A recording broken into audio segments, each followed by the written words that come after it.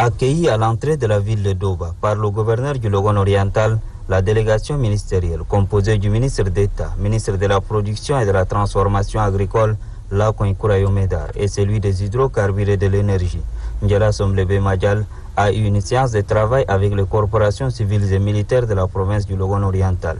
Là, Abdelkarim Seydou Bosch, gouverneur du Logone oriental, informe à la délégation du calme et de la quiétude qui règne dans la province, fruit d'un travail de sensibilisation des autorités administratives et traditionnelles après les malheureux événements du 20 octobre.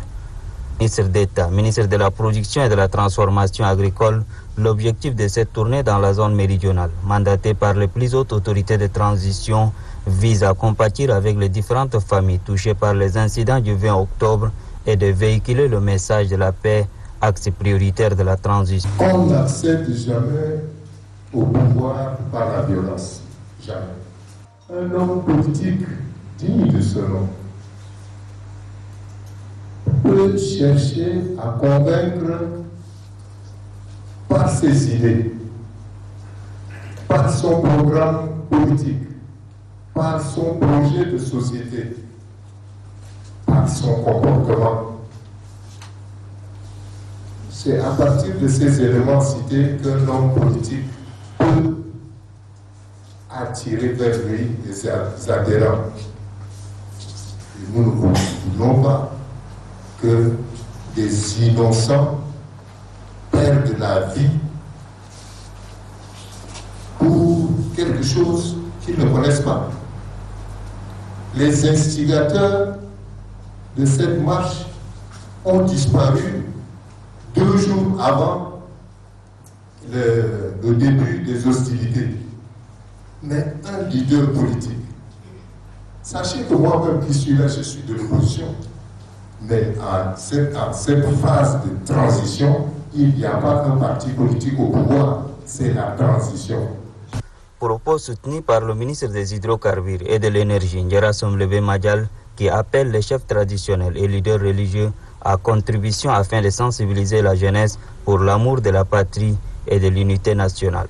Les participants ont marqué leur disponibilité pour continuer la sensibilisation en faveur de la paix et de la concorde nationale. À l'entame de cette rencontre de sensibilisation élargie aux différentes corporations socio-éducatives, culturelles et professionnelles de la province du Mandoul relative aux douloureux événements du 20 octobre 2022, le gouverneur de la province du Mandoul, le général de brigade Sendakou, a situé le contexte actuel dans la province du Mandoul. Le ministre d'État, ministre de la Production et de la Transformation agricole, Laokoy Kourayo Medar, souligne les réalités en ces termes. Dit ce qui est passé.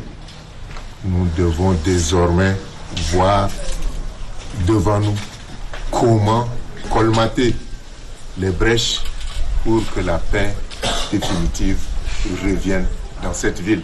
Le ministre des Hydrocarbures et de l'Énergie, Ndjekasem Lebemadjel, et quelques membres de la mission ont l'un après l'autre axé leurs interventions sur la question de la coexistence pacifique, la paix, tout en révélant le caractère sacré du sang humain selon les fondements des religions révélées.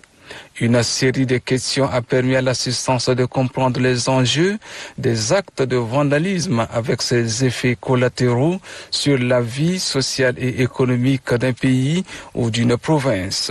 Plus de chasse à la sorcière, les fouillards doivent regagner leur famille tranquillement, a conclu le ministre d'État, ministre de la Production et de la Transformation agricole, Laokoy Kourayo Medar.